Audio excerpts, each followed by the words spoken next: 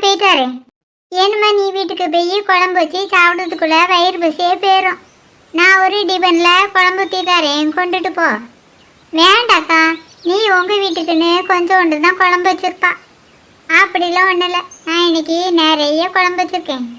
ஒரு 5 நிமிஷம் பொறுத்துக்க நான் உள்ளே போய் ஊற்றிட்டு வரேன். சொன்ன கேளுக்கா, நான் வீட்டில் போய் வச்சுக்கிடுதேன். சொல்ல சொல்ல கேட்காம போயிட்டாளா? சித்தி, அதே உங்க அக்கா தானே, உங்களை மாதிரி தான் இருப்பாங்க. மகி, டெஸ்ட் எல்லாம் எப்படி எழுதியிருக்க? சித்தி, இவ்வளோ நேரமும் நான் இதிலே தான் நின்றுட்டு இருந்தேன். ஏதாவது ஒரு வார்த்தை பேசினா பேசலை. இப்போ உங்கள் அக்கா உள்ளே போனோன்னு என்கிட்ட பேசிட்டிய. அப்படிலாம் இல்லை மகி, வீட்டுக்கு போகிற அவசரத்தில் தான் உன்கிட்ட பேசலை. இப்போ சொல்லு மகி, டெஸ்ட் எல்லாம் எப்படி எழுதியிருக்க? நல்லா எழுதியிருக்கேன் சித்தி. எவ்வளோ மார்க் வரும்? அவகிட்ட மார்க்கெல்லாம் எதிர்பார்த்தா முடியுமா? ஃபெயில் ஆகாம இருந்தால் சரிதான். ஏமா சும்மா குறைச்சலாதுங்க, நல்லா தான் பரிச்சை எழுதியிருக்கேன். நீ படித்த லட்சணத்தை வச்சு எப்படி பரிச்சை எழுதியிருப்பாங்கிறது எனக்கு தெரியும். அப்படிலாம் சொல்லாதக்கா, மகி நல்லா தான் பரிச்சை எழுதியிருப்பா. பள்ளியிடம் விட்டு ஒரு நாள் கூட இவா புக்கு எடுத்து வச்சு படித்தது கிடையாது. சீலா எப்போ பார்த்தாலும் இவா ஃபோனே நோண்டிக்கிட்டு கிடந்திருக்கா. பரீட்சைக்கு முந்தின நாள் தான் புக் எடுத்து வச்சே படிச்சிருக்கா.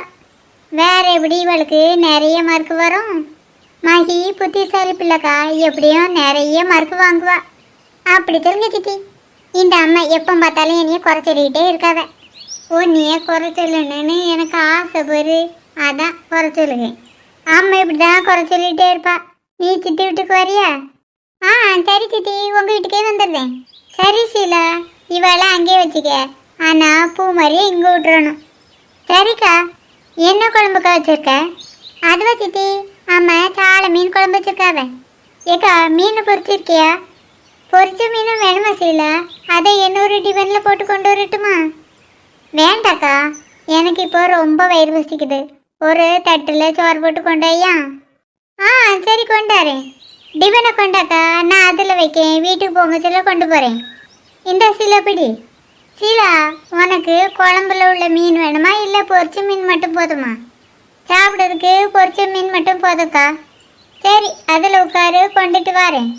ஏம்மா, எனக்கும் வயிறு பசிக்கு, எனக்கும் ஒரு தட்டில் சோறு போட்டு கொண்டாங்க. நீ தான் உங்கள் சித்தி வீட்டுக்கு போகிறேன்னு சொல்லிட்டால, அங்கேயே போய் சாப்பிட்டுக்க. நீ இங்கே ஒன்றும் தரண்டா, நான் சித்தி வீட்டிலே போய் சாப்பிட்டுக்கிட்டேன்.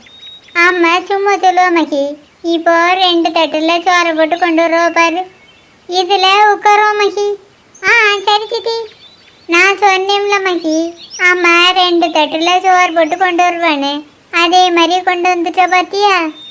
நான் ஒன்று இதை மகிக்குன்னு கொண்டு வரல. அப்புறம் எதுக்குக்கா 2 தட்டு சாப்பாடு கொண்டு வந்திருக்க? மகி சாப்பிட்றதுக்கு கொண்டு வரலன்னா ஒரு தட்டு சாப்பாடு உனக்குன்னா கொண்டு வந்திருக்க? எனக்கு ஒன்றும் கொண்டு வரல.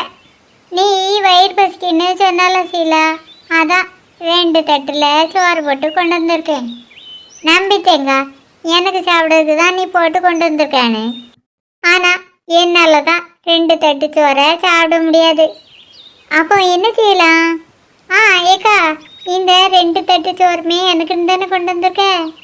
இதில் ஒரு தட்டு சோறை நான் யாருக்கு வேணாலும் கொடுக்கலாம்ல? ஓ இஷ்டம் சீலா, யாருக்கு வேணாலும் கொடுத்துக்க.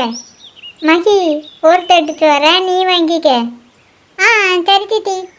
ஏமோ, சித்திக்குள்ள சாப்பாடை தாங்க. இந்தாப்படி, நான் உனக்குன்னு ஒன்றும் தரல, உங்கள் சித்திக்காக தான் தாரேன். நானும் சித்தி சாப்பாடை தான் வாங்கியிருக்கேன். தாயும் மூலம் அப்புறமா கதையை விடுங்க. வயிற்று பசியில் என் வயிறு கடாமுடான்னு சத்தம் போட்டுக்கிட்டே கிடக்குது. கையில் வச்சிருக்க தட்டை என்கிட்ட கொண்டு தாக்கா. இந்த சீலா சாப்பிடு. ஓ, குழம்பு என்னம்மா மணத்து கிடக்குது. ஏக்கா, நான் வைக்கிற குழம்ப என்னாலே வாயில் வைக்க முடியல, அப்படி இருக்குது. நீ வைக்க குழம்பு மட்டும் எப்படிக்கா டேஸ்ட்டாக இருக்குது? அப்படிலாம் ஒன்றும் இல்லை சீலா, நீ வைக்கிற குழம்பும் டேஸ்ட்டாக தான் இருக்கும். சரி, 2 பேரும் சாப்பிட்டுருங்க. உள்ளே போய் குடிக்கிறதுக்கு தண்ணி கொண்டு வரேன்.